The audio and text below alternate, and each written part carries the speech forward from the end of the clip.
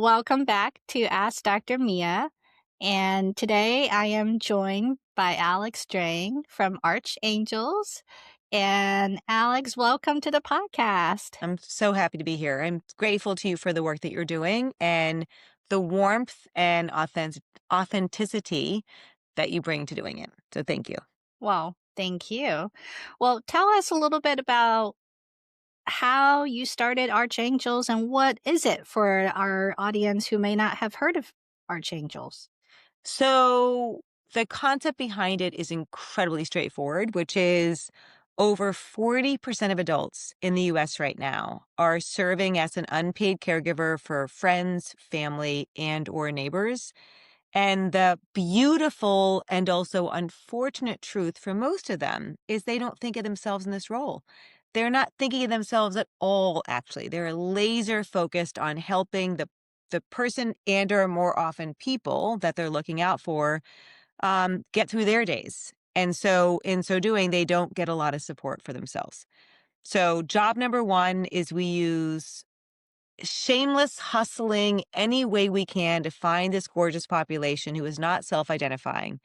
Then we help them get their intensity score, which for many people is an incredibly ginormous aha moment because I'll give you the data.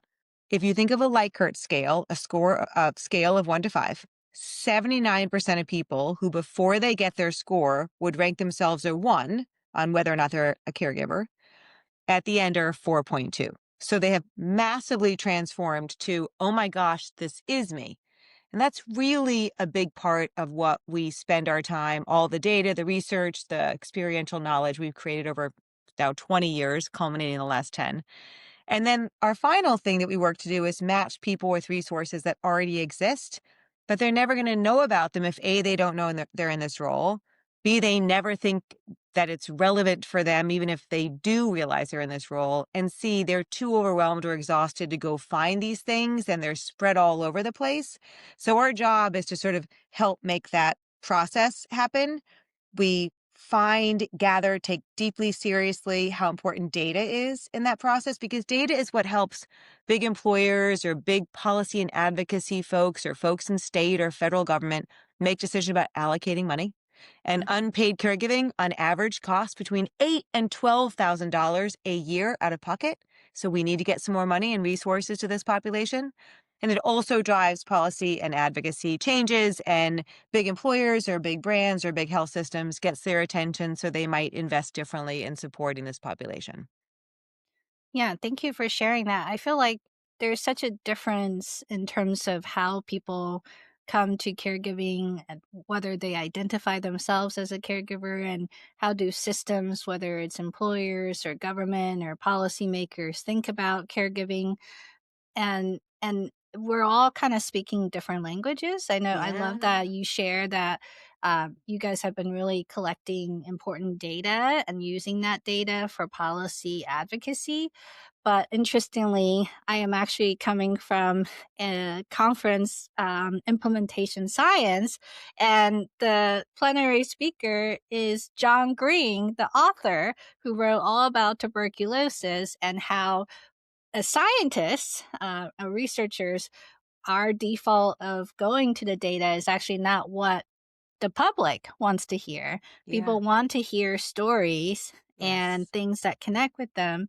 So, for our listeners who are probably in the middle of caring for someone that 8,000 things at one time. exactly. I think one of the biggest things that I wanted to kind of focus on is what do you think, how do we get people to take one small step to do something that could help them when they're most of the time sitting in overwhelm? Yeah, they really are. I appreciate you always bringing the attention back to that. So I would love to tell John Green if you're still at that event. I'm sure he knows this quote. It's one of my favorites. Statistics are humans with the tears wiped away.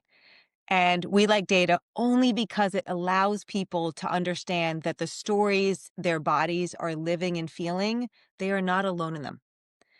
And language and stories can be so powerful. We always say data gives the brain permission to believe, but it is stories that engage the heart. And stories is where behavior change happens. And so it's always sort of a balance between these two things.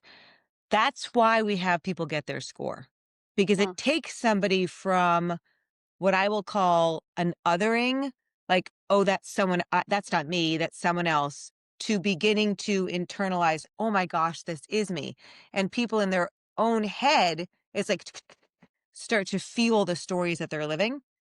And that's so valuable for them in that moment so that they can get in that second match to resources. It's also invaluable because then they'll start, we always say, once you see it, you can't unsee it. And then they can start seeing the stories playing out for other people in their lives. And they can share those experiences with each other and share that expertise. And sometimes the most important thing in being an unpaid caregiver to reduce intensity, that's the word that we use, is knowing that you are not alone in it. We say if you're in the red, you need a red phone. So I know who my besties are who really understand what's going on in my life, all of its complexities. And by the way, we use the word intensity because caregiving, people use the word burden.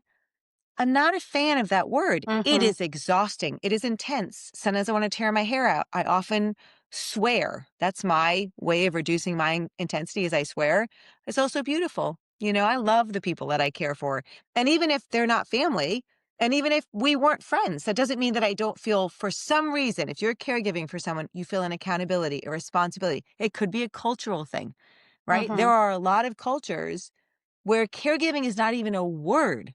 It's not even in the language, for example, because it's like breathing. Like, of course you would care for someone. Why are you calling it out? So part of what we think is so valuable about stories is people tell them in their own way with their own truths. In so doing, they connect with others. And just in connecting with someone else on that topic, you realize that you're not alone in it. And that can be one of those small things you do to survive. The other thing I would say is, give yourself grace. Literally, it's one of the things that we do so well as unpaid caregivers is talk in our own minds about how much we're sucking at it. We never give ourselves credit. You're never gonna be enough in your mind. So, be enough by just giving yourself grace. Understand, and you know this, and you know the science behind it. If we keep beating ourselves up for something, I call it double jeopardy. You're going mhm. through your day. Let's say you're caring for someone with Alzheimer's and dementia. That's incredibly intense.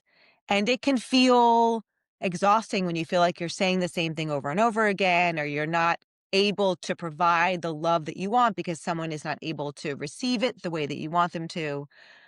And you're doing anything you can to survive in that moment, which might be, you're thinking bad thoughts or you're trying not to like make an angry face. You're trying to stay calm, cool, and collected. And that's hard. That is intense on the body. Then you wake up at 2 o'clock in the morning and you start beating yourself up for the fact that you would ever feel cranky with this person that you love and that you feel responsible for caring for. You do not have to do the waking up at 2 o'clock in the morning thing and beating yourself up. What I would say is if you wake up at 2 o'clock in the morning and you start feeling anything but awesome about who you are, flip that script and say, am I doing things perfectly? No. Peaceful and everything else? Sure. I'm not, but I'm showing up for my person. I'm doing it the best I can, and I'm going to give myself grace for that. And then I'm That's going to call my best friend and say terrible, terrible things because I know she's going to understand that that's not really how I feel. I just need to vent for 60 seconds. Venting for 60 seconds is okay. If you're in the red, find your red phone, tell them they're your red phone. Mia, I'll be your red phone. You can be mine. And use that red phone when you need it.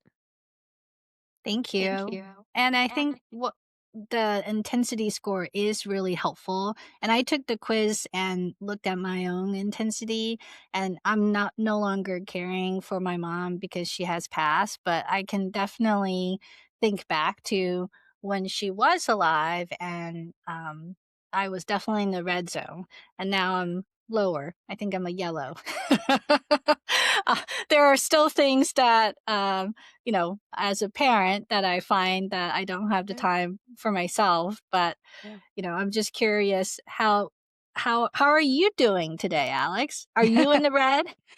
So today, I am not in the red. And I think your point is so important. Not only do we have sort of when you're caring and loving deeply on someone who's going through cancer and maybe dementia and Alzheimer's and maybe add other things. It can be hard to get out of the red. However, you can at least reduce intensity on things that you can control. So I might not be able to make everything better for you as you're in this role, but I can help on the things that I can influence. And one of the things that we see a lot is the biggest driver of intensity when you're in the red is no time for you. Mhm. The biggest driver when in the clear or in the yellow is needing more support. It might be needing more support at work if you're in a job or a formal job, since let's face it, unpaid caregiving is a job, or it might be needing more support in other aspects of your life. And what's interesting, let's just use someone who's employed as an example. When you're in the red, you're showing up at the door of HR and saying, I need to take leave. I might have to quit. And what we see with a lot of unpaid caregivers is they don't want to quit because Mhm. work, first of all, pays, they need the money. And second of all, for many, work is respite. It's the place Mhm. they go to work on something they believe in. It might be the only place they go all day to pee by themselves, right? Like have that little moment to do Have what a they cup of want to do. coffee. Have a cup of coffee, whatever it might be. Exactly. So, how we support people in the red might be something like respite, and respite takes a lot of forms. How we support someone in the yellow or in the clear is to help make sure they're tapping into the things that they can tap into when they have the capacity to get support. That might be the right time to get connected to a navigator, to an expert, and here's how you navigate Medicare, or here's how you navigate being a dual eligible, or here's how you get those financial questions answered because it's overwhelming to think about the finances, or legal questions. How do I become a power of attorney? Or I am the power of attorney. Why does my bank keep asking me to keep proving the same things, right? When you're in the yellow or in the clear is when you can get those tactical things solved more, because by the time you're in the red, we really need to just be helping you keep breathing moment to moment, get that time you need to breathe for a second. And so you're looking to support people in different ways at different times. And the intensity score is a quick, it's like, oh my God, I'm way older than you. But remember those things you would cram last minute before literature? It was like the crib notes. It's like the Cliff crib notes. notes to Yes. cliff notes to caregiving. That's really helpful. So let's talk more about respite because I know this is such a thing where from the outside, I can tell when people are in the red and that they could really benefit for some time for themselves. But I encounter a lot of resistance and I understand where it is coming from. One is how do you find someone you trust? Two, Yeah. how do you know that they're doing a good enough job? And three, how do you feel not guilty enough to be able to walk away and actually take that time for yourself? What are Yeah. your thoughts? Um, Start again with give yourself grace. Whatever you're doing, give yourself some credit for what you're doing. You're starting on it, and that's terrific. Respite, people often immediately go in their head to respite is time. And, I'm caring, let's say, for a parent with Alzheimer's, and it's a 24/7 job, and what I need is time. One way to get time is someone comes into your home and lets you leave to go shopping because shopping could feel like a great adventure. Someone comes into your home and lets you go just into the other room and read a book. It could be you take the person you're caring for someplace and get respite. So that type of respite takes many forms. And one thing I would say is a hack. Let's take someone who every Sunday goes to whatever faith they practice. Let's say they go to church. Going to church is a really wonderful hack for respite because a neighbor will really get, oh, every Sunday Mia likes to go to church. And I can go over and sit with Mia's mom for 2 hours while Mia goes to church, right? It's like building into a pattern that people understand. That person feels great about doing it. You actually feel okay about doing it because you're going to church. But guess what? On the way to church, you stop and you get a coffee and you sit by yourself in Starbucks. And on the way back, you stop at a store and you wander through every aisle, right? So it's like you find the hacks that give your own self permission to take that break by tapping into traditions or things that the community will support and you won't feel guilty about. You also have to, and you're going to be a greater expert. Everyone's going to be a greater expert for themselves in this. But I do come down to 40% of people who are caring for somebody with Alzheimer's will pass before the person they're caring for because Mhm. it is so intense and they are not caring for themselves. So if either the person you're caring for is saying, no one else can come in this house, you're the only one who can care for me, or you're telling yourself that narrative, add this narrative. If I don't give myself this time, I will not be able to care for this person because I might have a stroke or I might have a heart attack. Therefore, it is in the interest of my being able to care for this person, which is the only thing that turns a caregiver on, Mhm. caring for the person they're caring for. So flip that script for them, right? Or flip Yeah. that script for ourselves in our own head. And the last thing I'll add on this topic is respite takes other forms. Money. So if you're trying to help somebody who's in the red, first of all, or the yellow, resist saying, how can I help you? Because someone who is in the midst of it will not even have the mental or emotional capacity to answer, here's how you can help me. What they're going to say is, I'm fine. Right. So say, I want to get your score with you. And then look at the things that are driving their intensity and think about what you can do to support those things. With no time for you, we've done a couple, and we do a lot of work with respite. And people presume respite is time.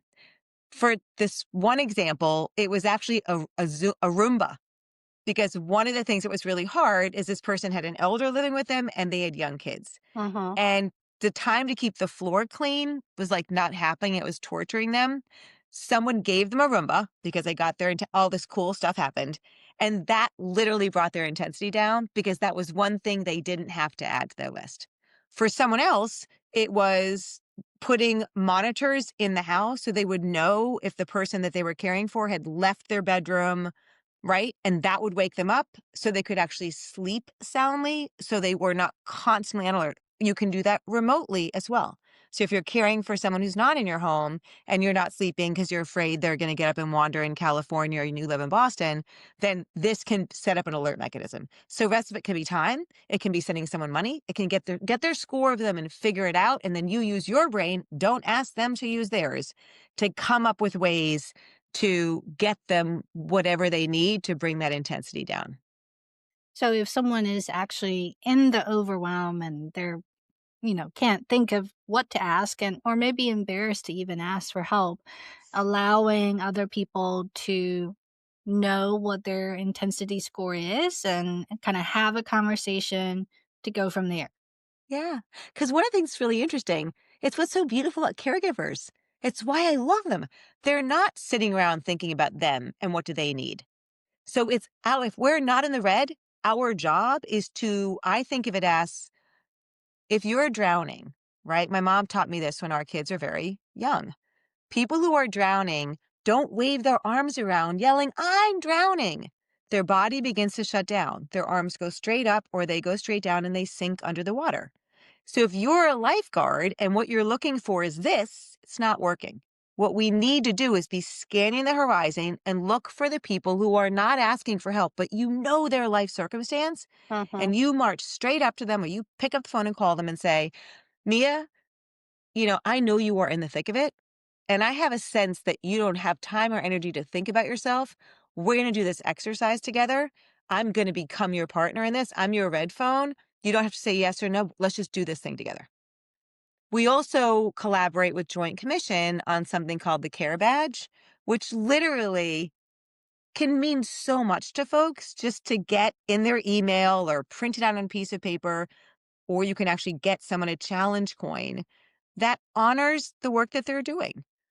And send that to them via email. Be like, I just want you to know I see you. Just being seen in the role for someone who's in this role and saying, I respect you, I appreciate you, what you're doing, can mean the world. Absolutely. And I think the people who are doing the caring oftentimes feel so alone because they're so busy. They're so Yes. busy doing the caring. They're not connecting with other caregivers, which is why, No. support groups and communities, whether that's online or in person, are so incredibly rejuvenating Yeah. because, it's hard, but the alone part is the part that doesn't have to be there. No. And if you don't, like we'll hear from a lot of caregivers, I don't have time to do a support group, Mhm. then we'll say, you will. Unfortunately, it might be when you're grieving. Make sure you take the time for that then. For now, you know, Be intentional about what's 60 seconds that gives you a break. And if I, Alex, am supporting you, Mia, and you're in one of those places where you're like, I don't even have time to do the support group, then Mhm. I got to figure out what can I do when you have 60 seconds that will make things feel better for you. And it might be that I just remind you, if you just want to say a lot of swears, you can call me and say a lot of swears and then hang up. And I'm going to get that just helped you get through the next hour. And I'm going to do that with you, right? Showing up for somebody when they're in the middle of it. And for you, when you're in the middle of it, and someone says to you, gosh, hey, Alex, I know you're in the thick of it right now. You should start doing yoga. Do you know what I want to say to people when they say that? I want to give them, and I apologize, you can bleep this out, what we call in my house the double finger. Like, sure, Alex, you should meditate. Yeah. You know what I do? I drink Prosecco because that helps me calm down. And I look forward to a stage of my life where when I feel I'm in the red, I meditate and do yoga. That's not where I am right now. So, I don't think anyone can actually do the quote unquote healthy thing when they're in a place of no, overwhelm. I think no, you can only do that when your level of overwhelm is not at the highest intensity. yes, It's like yes. eating healthy. Like if you're stressed out, no, I don't want to have a salad. I'm just human nature. Handy, handy, right next to me, right next to me. I just don't well, I know a salad's good for me. I know exercise is good for me, but do I Yeah, want that? No, I wanna have a no. piece of cake because I want to it was a hard day, you know? And I need to give myself some sort of treat. And I think, Mia, that's another thing. People will say to us all the time, I gained 70 pounds. I went on anti-anxiety medication and I thought it was because I was, and then they'll say the worst things like I was weak. I wasn't Oh. coping well. And then they'll say, and you helped me realize, no, it's my mom with Alzheimer's moved in and I'm actually a badass. And am I doing it perfectly? No, but I'm bringing my best self and I'm trying really hard. And I can work on other things later. Right now, my job is to be able to survive each moment. And so I'm not going to beat myself up on this. On top of it, I'm just going to roll with it, take deep breaths, and work to stay alive as I help someone else stay alive. Mhm. Yeah. So let's talk a little bit about what are some of the things that you're excited about that Archangel does, aside from the intensity score, which is kind of the step one in Yeah. terms of figuring out where you are right now. And I'll link to the intensity score quiz in the show notes so people can find it easily and find out where you are, which color zone you are in. Yeah. Yeah. And it's interesting because, yeah, I think one of the things I'd love to let people know is intensity changes based on a lot of things, right? It can change based on, or it can be more likely to be in the red, different life stages. So when we go through perimenopause and we are a sandwich generation caregiver, I grew up in an age where we thought menopause was like, you turn 50 and you've been through menopause. Like, no, it's actually 15 years. There's things like hot flashes and a mental health impact of 2 to 4x the mental health impact. And you're also not sleeping. And on top of this, these are the years of being a sandwich generation caregiver. So I think some of the ways that just to help people put into context, you might be going through life feeling particularly like this is a hard moment and not giving yourself the added grace of, oh, wait a minute. I'm doing caregiving for everyone. My body is going through this change. Oh, let's add something else. It's the holidays, right? Mhm. People think of the holidays like, yay. And I'm going to open up my computer, some data on the holidays. Like the holidays, for a lot of people, is a time of enormous intensity intensifying, if that's a Mhm. word. Mhm. 40% of all caregivers are extremely concerned for their mental health during the season. 1 in 2 say caregiving will impact what they can spend during the holiday season, and that's true for all income levels. A quarter of unpaid caregivers say, I'd like to just skip the holidays altogether this year. And 1 in 3 say world events are further increasing their worry about their responsibilities. If you're in the red, that was just across caregivers. If you're in the Mhm. red, I'll give you an example that quarter of unpaid caregivers would prefer to just skip the holidays altogether, it goes to one half. 1 in 2 unpaid caregivers who are in the red are like, I'd prefer to tap out because they don't have the energy to go do all the things you're supposed to do on top of that. So we just find that there are moments that intensify when you're caring for somebody with different conditions, caring for someone with a substance use disorder.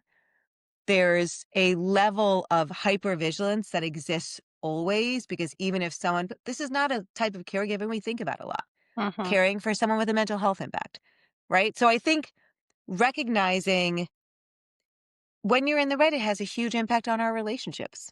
Whether that's friends, like you pointed out, when I'm in my most intense times, I've had friends call me and say, Alex, you've dropped off the face of the earth. Like, you're not a good friend right now. They say it more nicely.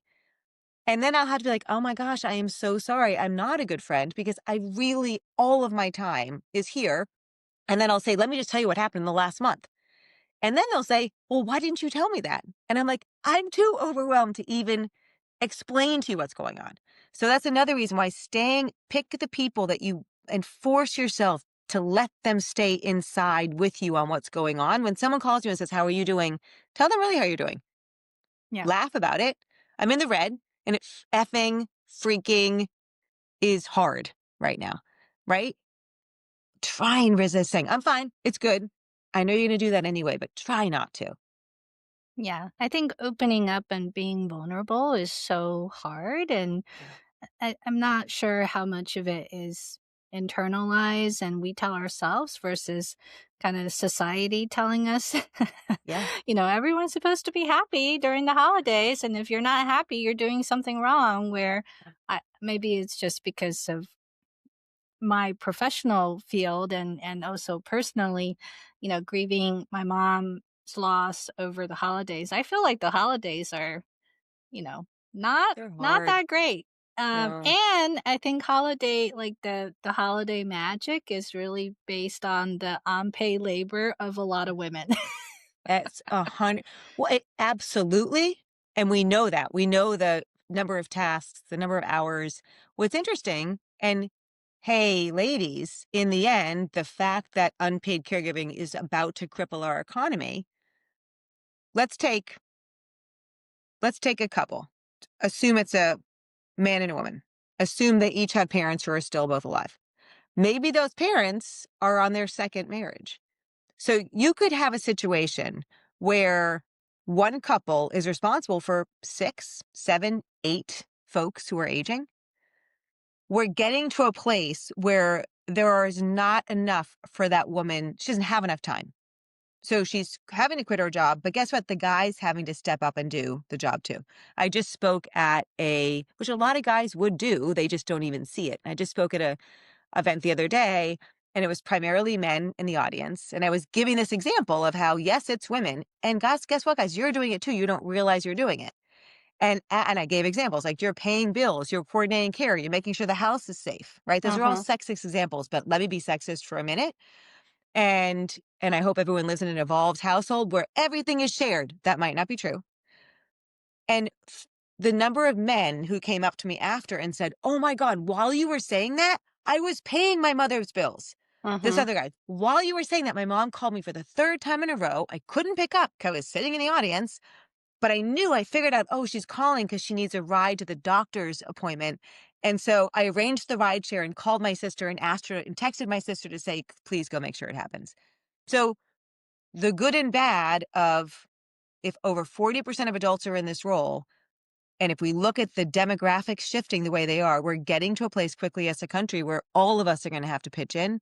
And once everybody's pitching in, then everybody is aware of the impact of it. And I think that's when we'll start to see the amount of resources available, the amount of dollars that are going to it, the amount of policy and advocacy going to it change.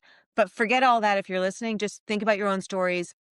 Ask your friends to tell their stories, and love on each other in it. And also reframe for yourself any negative to the extent that you can and think about, I'm an archangel, right? I'm spreading my wings out over these people that I'm caring for.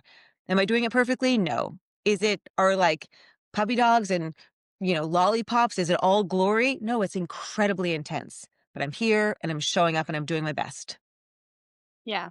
And and I think that's a great place to stop, and I just wanted to say to those who are listening that I see you. I see the great work that you're doing. I know Alex feels the same. And we just want to share so much of our love and well wishes to you during this holiday season. And I will catch you all next time in the next season of Ask Dr. Mia, which will be back in early 2026. Yeah. Mia, Thank you. you're a boss. Thank you. Mwah.